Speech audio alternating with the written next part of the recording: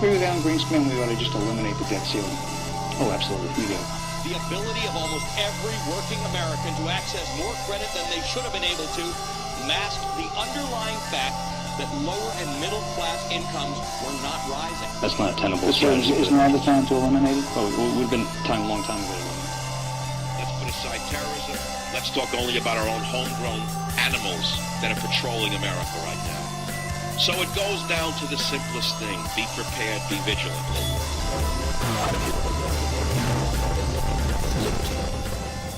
A word with the men, please.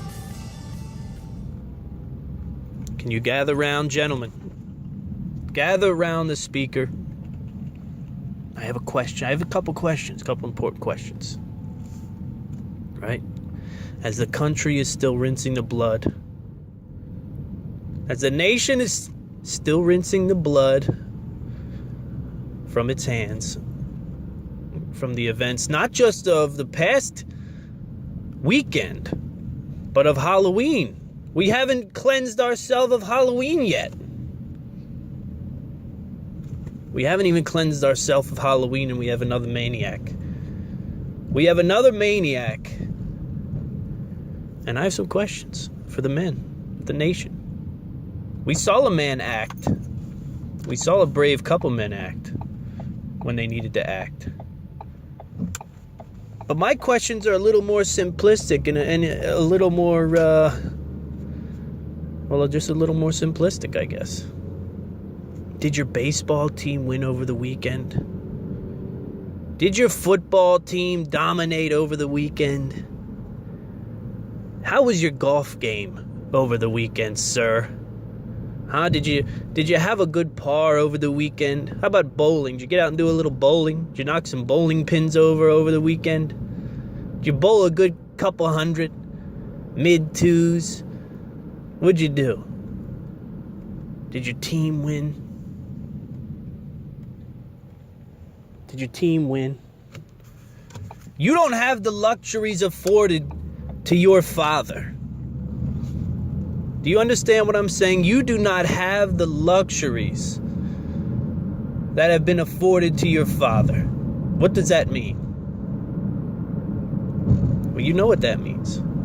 What'd your dad do? He worked hard, he came home, he watched the football team or the baseball team on Saturday, Sunday, Friday, whatever.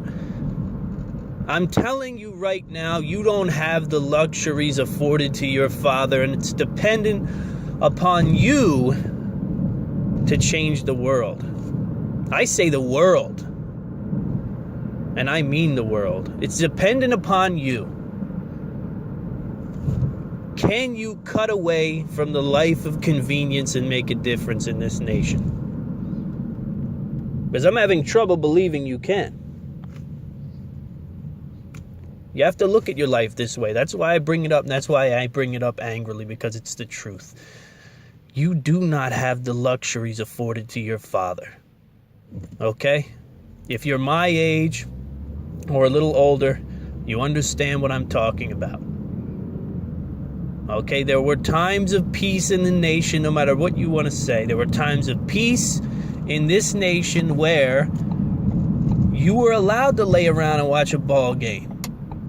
Well, you're still allowed to lay around and watch a ball game, and no one's going to stop you from laying around and watching a ball game. But you know what the problem is? The problem is this. You have work to do. There is work to be done in this nation. And no one is raising a finger. I hear academics talk about brilliant research and revelation, and they can understand the human condition, and it's completely clear why these people are killing, and it's because of the media, and it's because of this, and it's because of that. We're going to talk about revelation and the time for revelation being over. Now is the time for action. Now is the time for action. Or else this is going to continue to go on until your lottery ticket gets drawn. Don't you understand? How can you not understand that?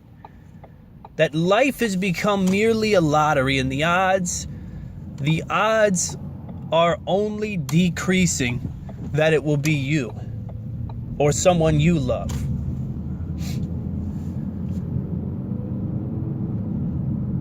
You know me.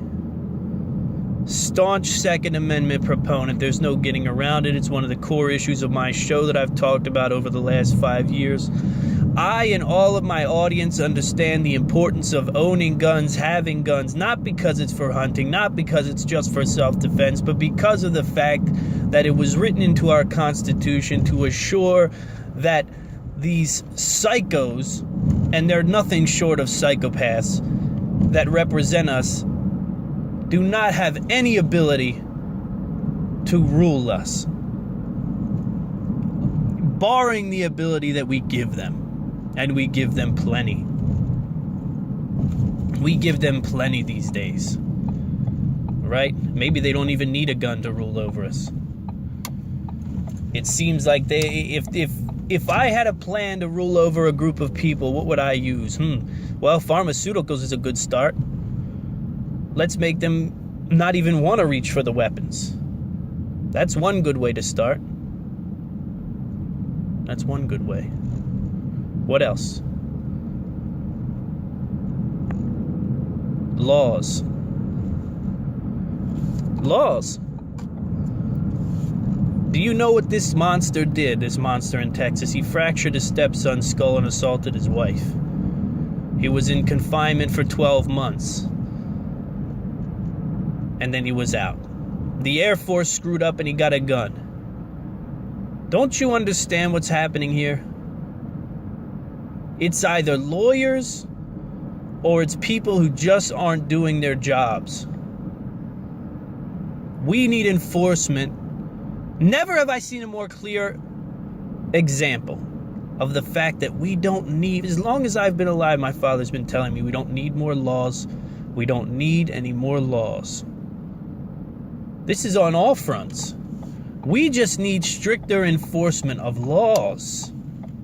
That's all. I've talked about this with immigration. I've talked about this with radical Muslims. I'm talking about this now with guns. If you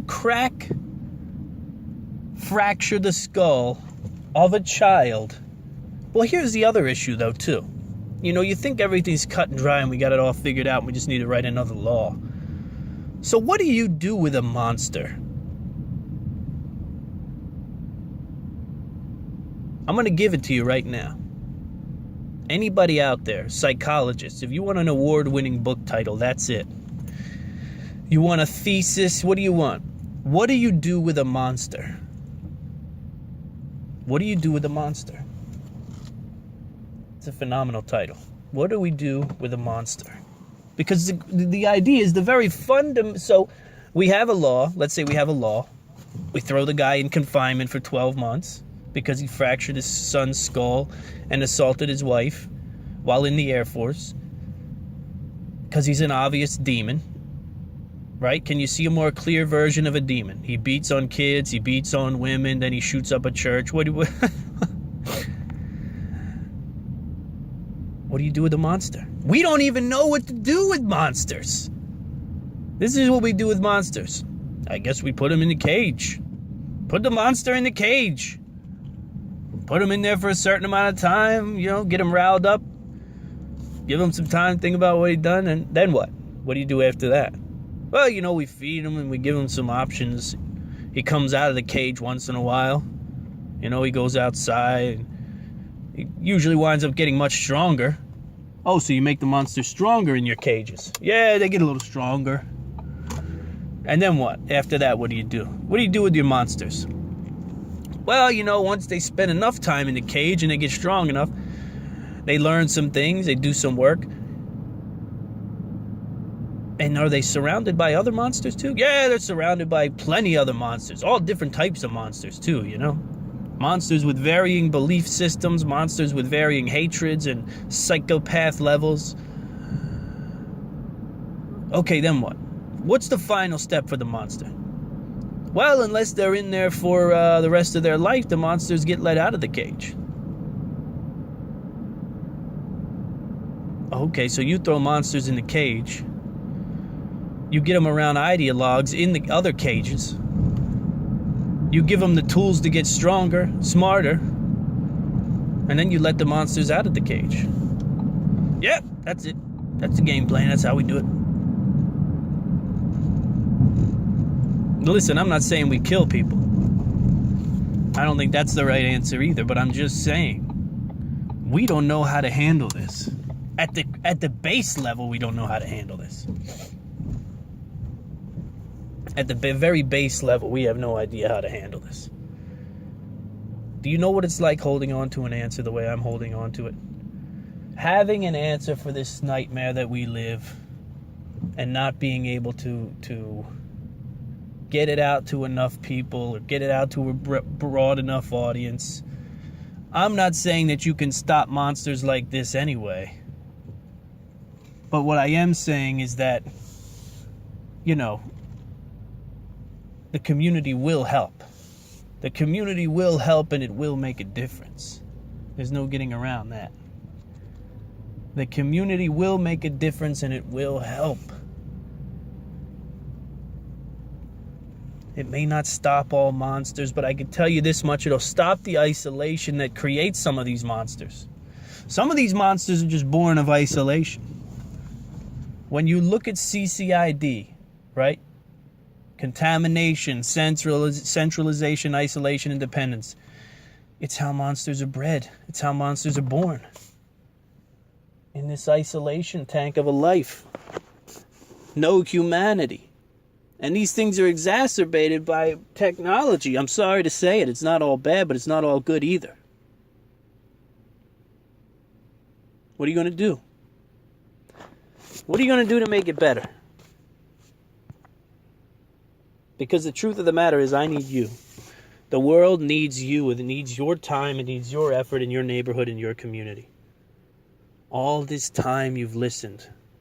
And all this time you've pointed your finger. And all this time you've settled into a nice, comfortable armchair of disgust and self-righteous indignation. And you've said to yourself, if only I could make a difference. I could do it so much better than them. Or you say, they're such idiots. God, how can Congress be so stupid? How can they be so foolish?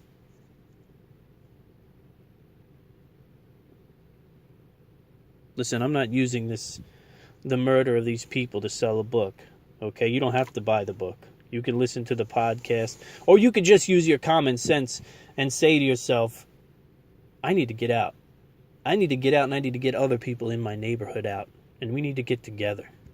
And we need to spend time together maybe every day. And we need to have events in our neighborhood and in our community where we can be sure that at the very least, if you don't solve the world's problems, at least you know that you've done something. Because right now we're a nation of finger pointers. That's it. We're a nation of bad journalists. Nation of bad journalists. And I'm pretty tired of it, to be honest.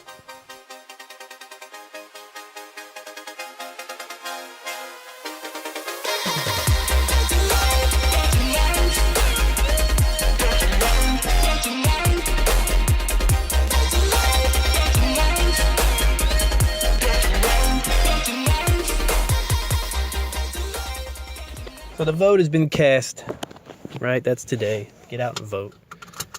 Get out and vote. Make a difference in your nation. I know. It seems like it doesn't, but it does. In a little bit of a way, it does. The problem with the vote, of course, is what? We think that the vote is like the pill. That's what we want the vote to be. We want the vote to be, well, I vote this way, so the pill, just like a Tylenol, I have a headache, I take a Tylenol, the problems go away. We want the vote to be the same thing, right? I have a problem, I vote libertarian, my problems go away, whatever.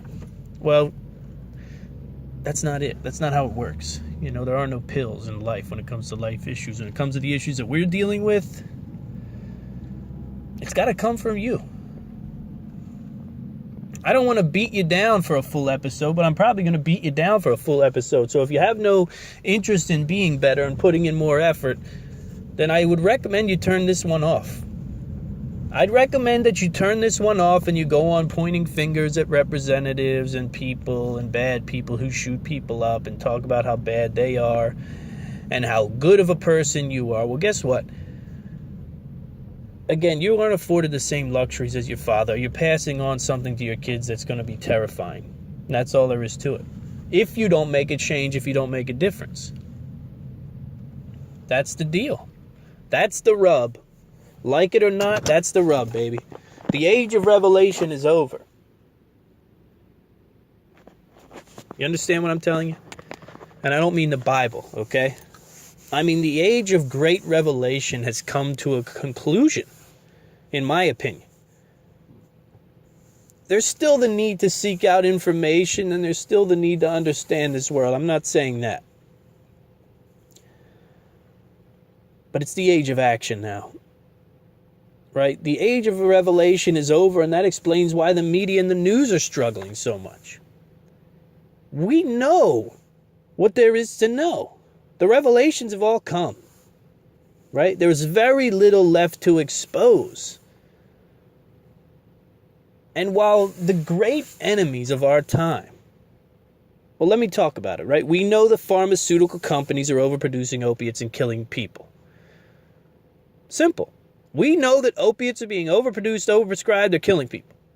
We know that drugs for depression are being overprescribed, they're not being managed at home, they're not being managed properly, people are going crazy, doing crazy things. We know that radical Muslims are infiltrating the nation and killing people here in the nation. We know the people who made the decisions in Congress that allowed that to happen. We know the president who allowed that to happen. The age of revelation has come. Right? The revelations have all come. We know that our representatives are corrupt. We know that the media is out to make a buck at all costs. At all costs. They know any way that they can make a dollar. Right? Any way that they can make a penny, they're going to make a penny off of a story. If they have to snap a picture up the skirt of an actress to make a dollar to get the clicks, they're going to do it. The media has no soul. The major media has no soul whatsoever. And it's not even just the major media either. I go to a lot of websites a week, folks. Okay, it's part of how I make my living.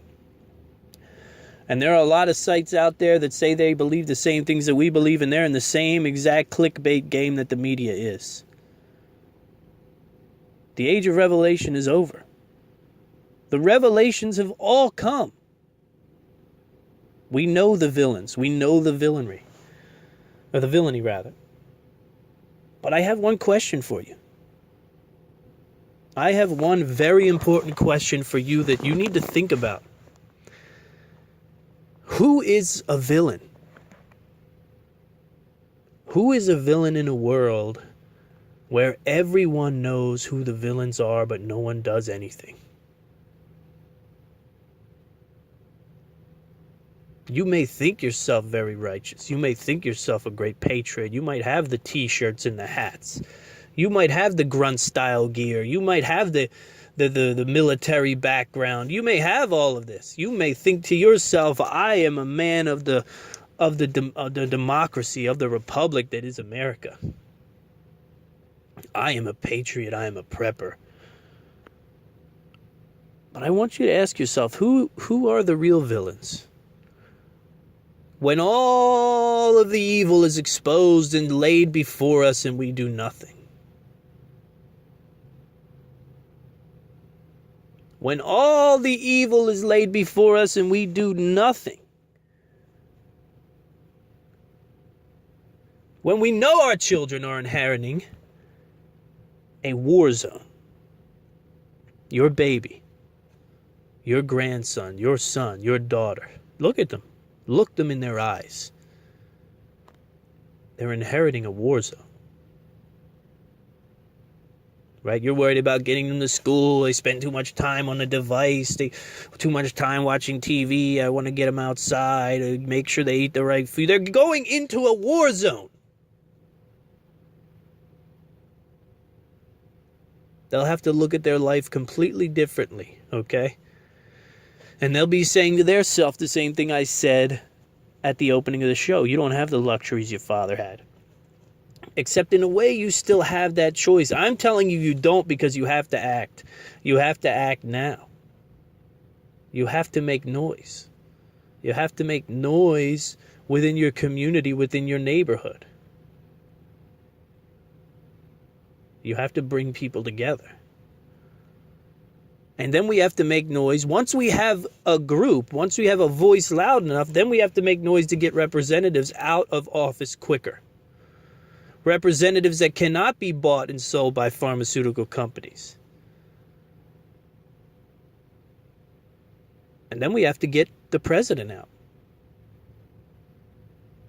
Once we get term limits cut, then we cut the whole head off the presidency altogether. Goodbye, president. It's a thing of the past. There are no kings. And then we can have something. Then we can have something, because now we have a revolving door in our political system. And why is a revolving door so important? Because you can't buy it. It's very hard to buy a man who's in for 2 years. It's very hard to buy a man who doesn't need $7 million or $70 million or $700 million to get into that office seat. And when that office seat isn't worth as much, then the criminals don't want it.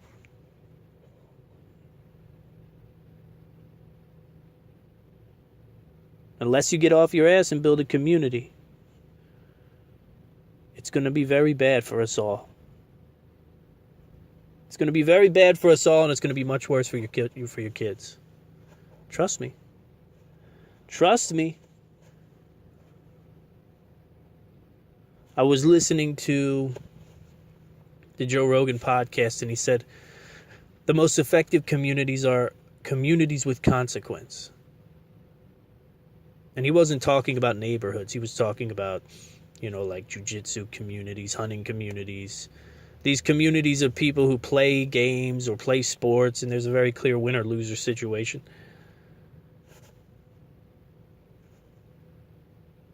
And I said that we can have communities of consequence also. Because every community is a community of consequence once you reach a certain point, right? Once you talk and you get nervous about what you're talking about, there becomes consequences. We run from the consequence, so we don't communicate at all in our communities. There is no way I can sit here and tell you, subscribe to my newsletter, buy my book. It's just not something I want to do on this episode.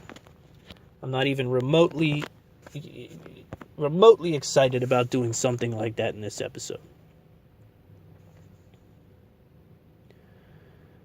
The truth of the matter is you're alone. You know you're alone. We're all alone. We're all alone here. We don't have to be. This is a disaster. Preppers, survivalists, people out there with your ear to the megaphone, right? Or your ear to the stethoscope or whatever. Listen. This is a disaster. This is a disaster. While it may not be this targeted event, something like in New York, we are living in a disaster.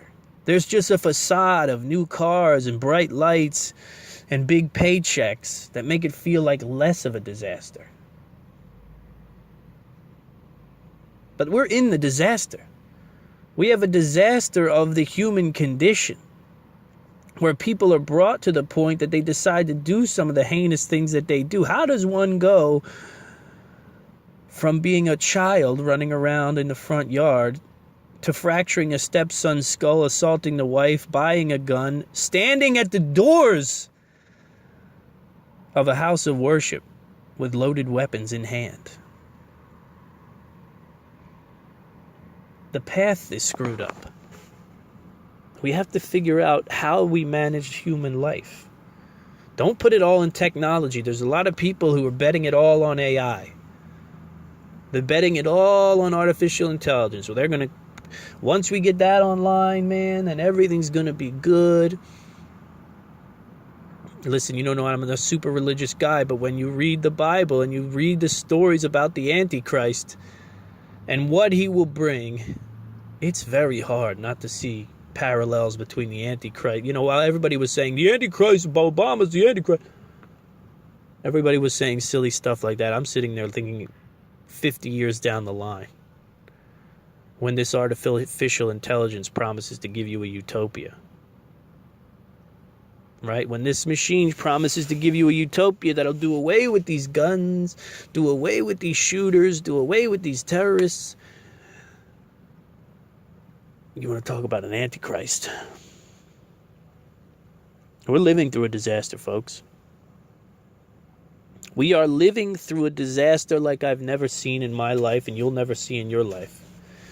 And it's a shadow disaster. It really is. It's an opioid crisis that's killing Americans. It's a depression crisis.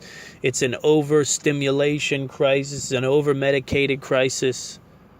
It's an immigration crisis. No matter how you look at it, it's an immigration crisis. I know it hurts people's feelings. I am a melting pot. There's a limit to opportunities. How can in one side of your mouth you say there's so much inequality, then you bring in more people to dilute what is available in this nation and you cry about inequality? I don't understand it. All conversations should be about quality. Period. The discussion of equality shouldn't even be a discussion until we figure out what is the quality of a human life and how do we maximize that instead of sitting here bashing each other in the head over equality. Instead of fighting over crumbs, let's figure out how to bake the best loaves of bread we can. Look, I could go on for hours, but frankly, there's work to be done. I've got other things to do. I've got a life outside of trying to fix the world.